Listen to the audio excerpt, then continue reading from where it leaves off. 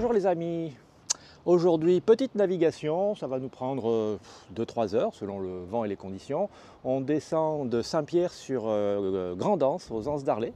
On n'y a jamais mouillé, on les connaît parce qu'on y est déjà allé plusieurs fois en tant que touriste depuis longtemps que nous venons en Martinique. Là ça sera la première fois, les copains sont partis il y a 1 ou 2 heures, on les retrouvera là-bas et puis voilà, ça va nous faire une petite halte peut-être d'un jour ou deux et ensuite on descendra sur Sainte-Anne. Alors, comme d'habitude, on a préparé Tiama, on a un tout petit peu remonté la baume pour pas trop charger les chariots quand on va hisser la voile. Pour aujourd'hui, je vais peut-être laisser les lazy jack rigides et on va faire attention en hissant la voile. Et on va monter pleine voile, donc ça va la remettre dans ses plis une bonne fois. Les bosses de riz sont prêtes à être déroulées. Le bout d'affalage va suivre le hissage de la voile. J'ai préparé mes 2 barber rollers. Non pas parce qu'on va être au portant, mais ça va me permettre de déplacer le chariot d'écoute du Solent selon le vent et en cas de besoin. Si je l'utilise, je vous le montrerai. Voilà, tout est prêt, on va bientôt pouvoir lancer les moteurs et aller faire notre petite navigation. Les copains, on vient de partir, on se déroute un peu. On a un banc de dauphins devant nous, hein. Nous, on est censé aller là-bas. Mais il y a des priorités dans la vie. Je ne sais pas si on va pouvoir les approcher, les petits pépères. Mais ils sont juste là. Voilà, j'en ai là, j'en ai là-bas. Bon les amis, on a envoyé la grand voile haute. Un petit problème, le winch reste coincé. Les boutons tout neufs que j'ai changés l'autre jour. J'ai pas dû bien faire l'étanchéité, j'imagine. Pourtant, j'ai mis ce qu'il fallait. Et donc, j'ai la vitesse rapide qui est restée enclenchée. Et donc on envoie les voiles, on prend notre route et puis après je regarde si je peux réparer. Bon, voilà, je redescends. La trousse à outils en pied de l'escalier. Alors bien sûr on a pris le vent, on a pris la houle, ça gigote dans tous les sens. Bon, donc je vous l'explique, hein, j'ai enlevé le plafond parce que les contacteurs à pied, ils sont là. Ça, c'est celui qu'il faut changer. Donc on le remet ici et les 2 fils là, on va les connecté aux 2 petits connecteurs Wago ici. Je refermerai le panneau, tout ça, quand on sera arrivé. Bon, en principe, c'est rebranché. On va les tester, voir ce que ça donne là-haut. Bon, je teste les contacts. Rien. Mais le pire, c'est que mon autre contact qui marchait encore tout à l'heure, plus rien du tout. Donc, soit j'ai un fusible sur le winch qui a sauté, je ne sais pas où il est. Ouais, j'ai la radio qui braille. Donc, soit j'ai un fusible sur le winch et je ne sais pas où il est, soit j'ai un fusible sur le winch et je ne sais pas où il est. Donc on va finir notre navigation comme ça et j'essaierai de réparer à l'arrivée.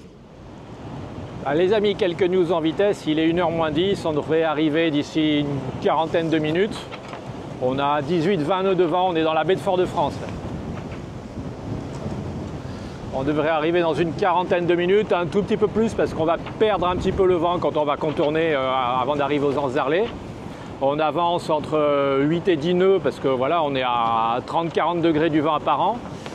On s'est un peu débrouillé avec une manivelle de winch pour border le Solent, pour rattraper le barber roller, pour déplacer un petit peu le point d'écoute du Solent, pour essayer de réétarquer la grand voile qu'on n'a pas réussi à étarquer.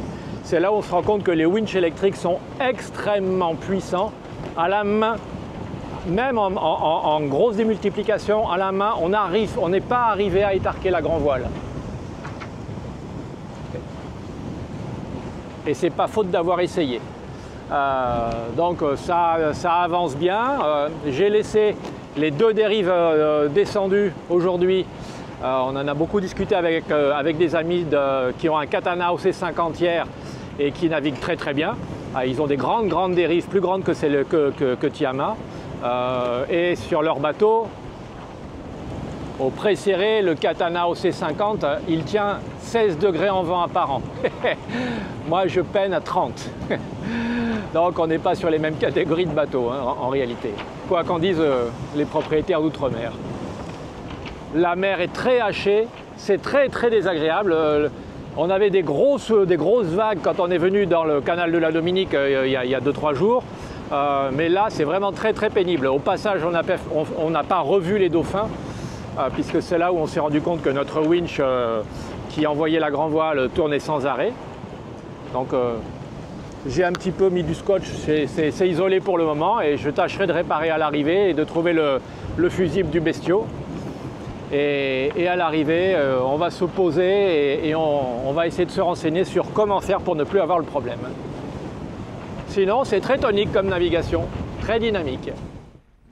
Bon les copains, il est 14h30, on est mouillé à Grand'Anse d'Arlet. Je vous le dis tout de suite, on ne va pas y rester très longtemps. Hein. Je vais essayer de réparer le winch aujourd'hui ou demain. Et on ira à Sainte-Anne et on trouvera les corps de métier pour nous donner un coup de main s'il y a un problème. La fin de la navigation était galère, on n'arrivait pas à remonter, il a fallu affaler la grand voile, c'était le bordel, elle ne voulait pas descendre. Enfin, ça a été une navigation de merde comme je les déteste. C'est pas une bonne expérience, il y a beaucoup de leçons à en tirer et je vous en parlerai probablement pas, peut-être dans les commentaires ou la présentation ou la prochaine vidéo. Là on va se poser et je vais essayer de réparer mon winch. Bon les amis, après enquête et après avoir parcouru la doc technique du manuel du propriétaire d'outre-mer, dans le manuel du propriétaire d'outre-mer, aucune information. Enfin, plus exactement, je n'ai rien trouvé malgré le fait de l'avoir parcouru plusieurs fois. Après enquête, je suis dans la cabine arrière bâbord, donc sous les winches, et j'ai une armoire ici, et je me suis dit, s'il y a des relais de commande, ils sont quelque part derrière l'armoire ou sous le plafond. Vous vous souvenez, j'avais ouvert le plafond, j'ai branché mon nouveau bouton de commande sur ces connecteurs Wago. Voilà, ça ne marchait pas tout à l'heure, donc j'ai ouvert ce panneau-là. Derrière, il n'y avait rien d'intéressant. J'ai ouvert ce panneau-là. Derrière, il y avait intéressant. Forcément, c'était derrière ce panneau, qui n'a pas besoin d'être dévissé. C'était derrière ce panneau que se trouvent des petits contacteurs qui peuvent sauter en cas des espèces de disjoncteurs thermiques, j'imagine. Les fusibles haute tension du moteur sont ici, les fusibles haute tension du winch sont quelque part sous le lit, je crois. Et ça peut être réarmé quand ça a sauté. Et les 4 étaient en parfait état de marche. Donc je n'ai pas compris ce qui se passait. Je cherche toujours les relais de commande, donc la liaison physique entre ces petits fils et ces gros câbles 24 volts. Je ne l'ai pas trouvé, donc j'imagine que c'est quelque part là-dedans, là derrière ce panneau, le seul que j'ai pas encore démonté. Donc pour le moment, je vais m'abstenir de ça. Écoutez, je suis allé revérifier en haut, j'ai débranché et rebranché mon nouveau bouton. Tout fonctionne. Alors pour le moment, je ne me pose pas de soucis, je vais remonter, je vais re-ranger tout le bazar qui était rangé dans l'armoire. Voilà, il y en a partout. Hein. Je vais re-ranger les outils. Je vais réétancher mon panneau de pont, qui aura un joli bouton rouge maintenant. Et puis ben voilà, on va faire en sorte que ça fonctionne bien. Je le saurai pour la prochaine fois, si l'un des winches saute, ça se trouve dans ce genre de cale, d'armoire, mais je n'ai toujours pas trouvé les relais de commande. Ça, il va falloir que j'enquête. Bon les amis, je suis toujours dans mon armoire. Je viens de vous dire que mes 2 boutons de pont ont refonctionné, je ne savais pas pourquoi. Avant de refaire l'étanchéité en haut, j'ai été retester les 2. Et puis quand j'ai allumé le bouton vitesse lente du winch en question, il s'est mis à tourner, il ne s'est pas arrêté. Donc même phénomène que tout à l'heure, ce qui fait que je suis descendu ici. J'ai coupé le contacteur ici, celui de gauche là. Ça m'a éteint le winch, c'est bien ce qu'il fallait. Ça c'est l'espèce de disjoncteur thermique, je sais pas, des choses qu'on peut réarmer. J'ai réarmé, donc j'ai coupé les deux, ces deux-là correspondent au winch de gauche. J'ai coupé les deux, j'ai réarmé les deux. Je suis allé voir, il n'y a plus rien qui marche. Donc j'ai démonté le reste de l'armoire. Ici j'ai les relais de puissance entre les petits boutons de commande et les winches. Et j'ai un truc qui clignote, donc je vais regarder s'il n'y a pas un fusible qui a sauté là-dedans. Bon les amis, j'ai fini par ouvrir l'autre morceau de l'armoire. Donc j'ai 3, on va dire, disjoncteurs thermiques. À gauche, tout à fait à gauche, c'est celui du winch de gauche, de droite, pardon. Au milieu, c'est l'autre winch. Et le troisième, je ne sais pas, c'est un point commun entre les deux, je ne sais pas. Donc ça, c'est le boîtier de contrôle du winch qui fonctionne, du winch de droite, du winch de l'écoute de grand voile. Ça, c'est le boîtier de commande. Et vous voyez le petit voyant qui clignote, c'est un voyant d'alarme. Ça clignote, le winch ne marche pas. Alors bien sûr, ces trucs-là, c'est pas documenté. Les amis, j'ai fini par récupérer le manuel d'utilisation de ces fichus panneaux de commande. Le manuel de câblage, c'est bien installé. De ce côté-là, il n'y a pas de souci. Le manuel d'utilisation, il n'y a rien, puisque c'est quelque chose qui est branché et on le met sous tension ou on ne le met pas selon qu'on veut naviguer ou pas. Sur Tiama, les winches sont toujours sous tension. Et il se trouve que la petite loupiote d'alarme qui clignotait 5 fois sur Tiama, c'est juste pour signifier que l'un des boutons est en position enclenchée à l'allumage. Alors il se trouve que là, c'est toujours allumé, mais il y a peut-être un moment où le boîtier le détecte, je ne sais pas. Et c'est le bouton que je n'ai pas changé qui est en défaut.